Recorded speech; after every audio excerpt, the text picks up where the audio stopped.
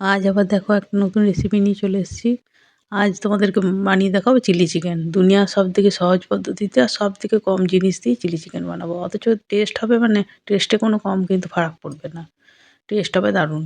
ঠিক আছে? চলো দেখো এবার সেটাই দেখা যাক। ১ম এ আমি দেখো কড়াইয়ে সাদা তেল দিয়ে দিয়েছি। এবার এখানে কিমা নিয়েছি। ঠিক আছে? চিকেন কিমা নিয়েই কিন্তু করার চেষ্টা করো।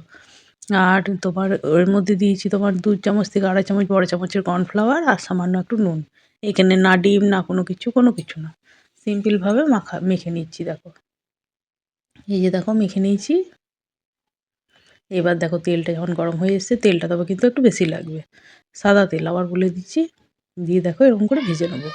সব চিকেনটাকে একসঙ্গে দিয়ে দেবো। এরকমভাবে চিকেনটা একসঙ্গে যদি ভেজে নাও, দেখবে চিকেনটা দেখবে ওদেরও দেখবে যেমন জুসি একটু ভাব থাকে, সেরকমই হবে। আর চিকেনটা দারুণ সুন্দর হয় এরকমভাবে ভাজলে পরে। দেখো একবার মানে কোনো কিছু না দিয়ে শুধু কর্নফ্লাওয়ার আর নুন দিয়ে। একবার চিকেনটাকে ভেজে দেখো, খুব টেস্টি হয়।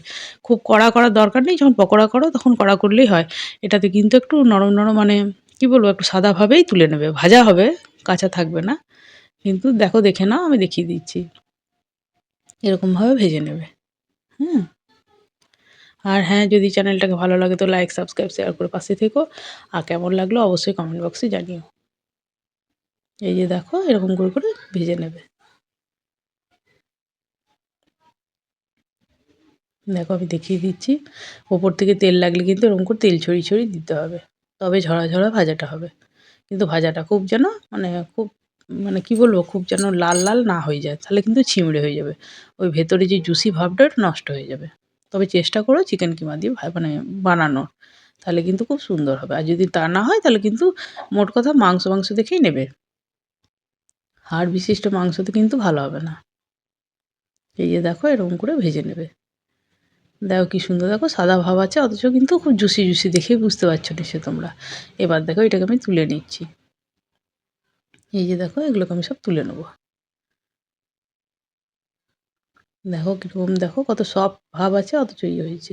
এবার চলো সসটা দেখো কী দিয়ে বানাচ্ছি। প্রথমে দেখো ২ চামচ মতো কেচাপ দিয়েছি। তারপর আমি সামান্য গুড় দিয়েছি, তোমরা চিনিও এখানে ইউজ করতে পারো। নুন দিয়েছি। আর ১ ঢাকনা মতো না সামান্য মতো ইয়ে দিয়েছি, ওই কী বলে সয়া সস। আর ১ ঢাকনা মতন আমি এখানে chilli sauce, red chilli sauce নিয়েছি। তোমরা চাইলে এখানে গ্রিন চিলি সসও ইউজ করতে পারো, সেটা তোমাদের মন। এবার দেখো এখানে আমি কড়াইয়ে আবার সাদা তেল দিয়ে দিলাম। তেলটা তবে কিন্তু আবার একটু বেশি দিতে হবে। এবার দেখো পেঁয়াজগুলোকে আমি কেটে নিয়েছি চৌকো করে। তার সঙ্গে কাঁচা লঙ্কা কুচি করে নিয়ে নিয়েছি। পেঁয়াজটাকে ভাজতে আপনা আপনি খুলে যাবে। আর যদি তোমাদের সময় থাকে তো তোমরা খুলেও রাখতে পারো। মানে ছাড়িয়ে রেখে নিতে হবে। আদাগুলোকে এরকম কুচি করে কেটে নিতে হবে সরু করে। দেখো রসুনগুলোকেও কিন্তু রসুনটা তবে পরিমাণে একটু বেশি নেবে আদার থেকেও। রসুনটাও কিন্তু এরকম করে লম্বা করে কুচি করে কেটে নেবে। দিয়ে দেখো এরকম করে ভালো করে ভেজে নেবে। এই যে দেখো একটু সুন্দর করে ভাজার পর তারপর আমি কিন্তু ক্যাপসিকামটাকে দিয়ে দেবো। ক্যাপসিকামটাও কিন্তু চৌকো করে পিস করা আছে। দেখে নাও। এবার দেখো আবার ভেজে নেবো। খুব বেশি সরঞ্জামও লাগবে না, অথচ কিন্তু টেস্ট হবে খুব সুন্দর। টেস্টের কোনো ফারাক পড়বে না। এই যে দেখো কি সুন্দর করে ভাজা করার পর তারপর আমি সব সসটাকে দিয়ে দিলাম। যে সসের মিক্সটা আমি বানিয়েছিলাম। এই যে দেখো দিয়ে দিলাম। এবার দেখো আমি ভালো করে আবার কষিয়ে নেবো। যখন একটু তেল ছেড়ে আসবে তখন এটা কি বলো তো, ওই যে আমি ইয়েটা ভেজেছি না, ওই যে কি বলে যেন, ওই চিকেনের ইয়েটা, সেই বাটিটা ধোয়াটা জলটা মানে ওখানের মধ্যে কর্নফ্লাওয়ারটা আছে, তাই আমি ওই সেই বাটি ধোয়া জলটা দিয়েছি। এবার দেখো চিকেনের মানে ভাজা ইয়েগুলো দিয়ে দিচ্ছি। এই যে দেখো দিয়ে দিলাম। এবার দিয়ে পরে কিছুক্ষণ এটাকেও কষিয়ে নেবো, তাহলে তেল ছেড়ে আসবে। আর ভালো করে নুন মশলাটাও ঢুকে যাবে।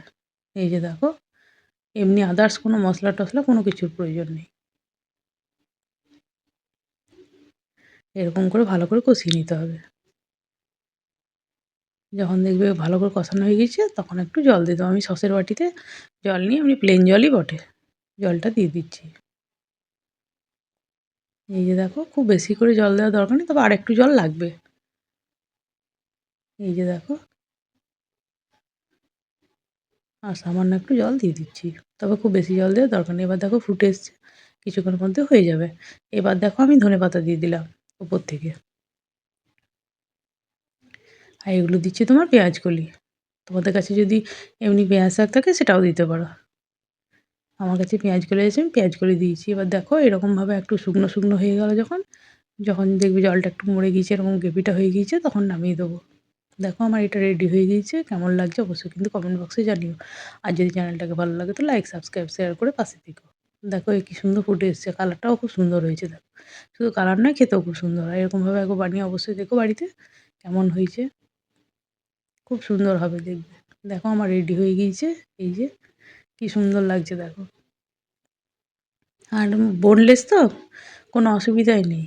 আর খুব জুসি, জুসি হয়। এরকমভাবে যদি চিকেনটা ভেজে দেখো না, দেখবে তোমরা, না অন্যরকমভাবে তো ভাজা হয়ই, কিন্তু এরকমভাবে ভেজে দেখো খুব সুন্দর হয়। খুব জুসি ভাব থাকে।